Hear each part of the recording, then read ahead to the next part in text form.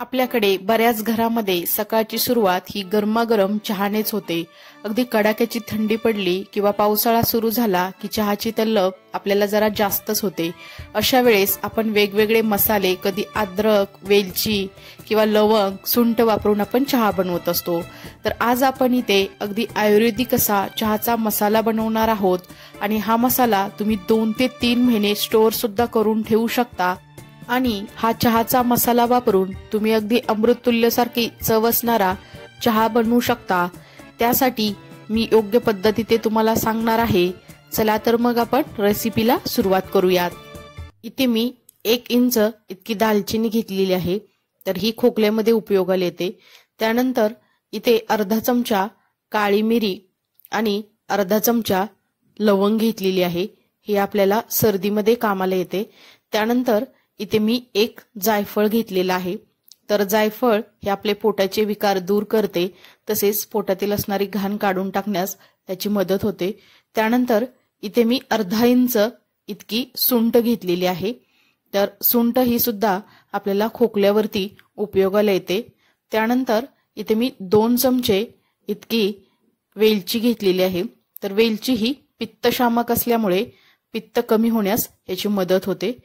आता आपण हे सर्व मसाले एका पॅन मध्ये गरम करून घ्यायचे आहेत। त्यासाठी मी गॅसवरती पॅन ठेवलेला आहे। पॅन हलकासा गरम झाला की त्यामध्ये आपण अर्धा इंच इतकी सुंठ घालूयात।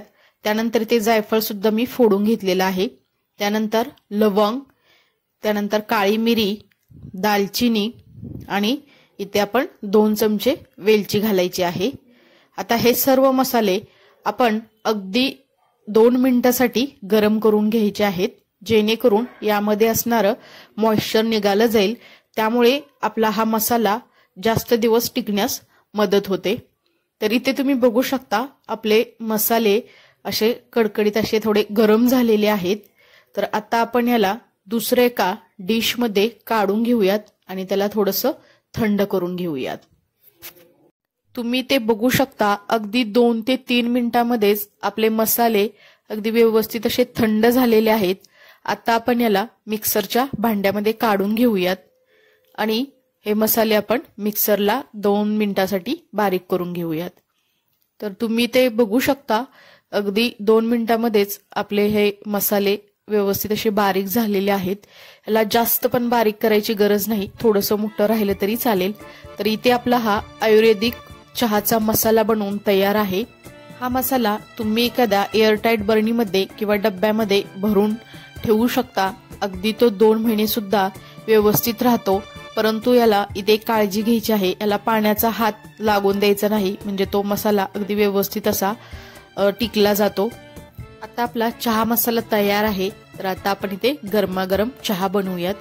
त्यासाठी गॅसवरती मी पातेलं ठेवलेलं आहे, तर पातेल्यामध्ये आपण 2 कप चहा बनवणार आहोत। त्यासाठी इथे 1.25 कप इतकं मी पाणी घेणार आहे आणि पाणी हे थोडंसं गरम होऊन द्यायचं आहे आणि पाणी अगदी व्यवस्थित असं गरम झालेलं आहे। आता आपण यामध्ये 2 चमचे इतकी चहा पावडर घालायची आहे। तर 2 कप चहासाठी मी ते 2 चमचे इतकी चहा पावडर घातलेली आहे।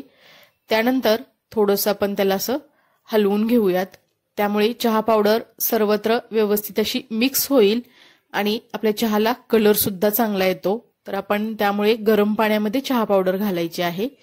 त्यानंतर इथे 4 चमचे इतकी साखर घालणार आहोत। तर 2 कपला आपण 4 चमचे इथे साखर घातलेली आहे आणि आता हा चहा आपण असाच उकळत ठेवणार आहोत। तर तुम्ही ते बघू शकता आपल्या चहाला एक चांगली अशी उकळी आलेली आहे। चहाला उकळी आली की त्यामध्ये आपण इथे पाव चमचा इतका आपण बनवून घेतलेला चहाचा मसाला घालायचा आहे। तर इथे 2 कप साठी मी पाव चमचे इतका हा मसाला घातलेला आहे। तर मसाला घातल्यानंतर थोडंसं आपण त्याला हलवून घेऊयात आणि त्यानंतर इथे मी 1.25 कप दूध घालणार आहे। इथे मी समप्रमाणामध्ये पाणी आणि दूध घेतलेलं आहे, 1.25 कप पाणी आणि 1.25 कप दूध।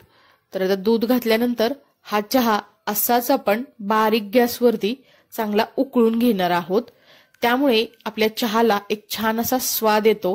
तर चहा कधी पण तुम्ही बारीक गॅसवरती उकळत ठेवायचा आहे दूध घातल्यानंतर, त्यामुळे चहा सुद्धा अगदी व्यवस्थित असा शिजला जातो आणि त्या मसाल्याचा अर्क सुद्धा यामध्ये उतरला जातो, त्यामुळे आपला चहा एकदम टेस्टी लागतो। तर इथे आपला गरमागरम असा मसाला चहा तयार आहे। त्यासोबत बिस्किट किंवा तुम्हाला आवडत असल्यास खारी तुम्ही खाऊ शकता।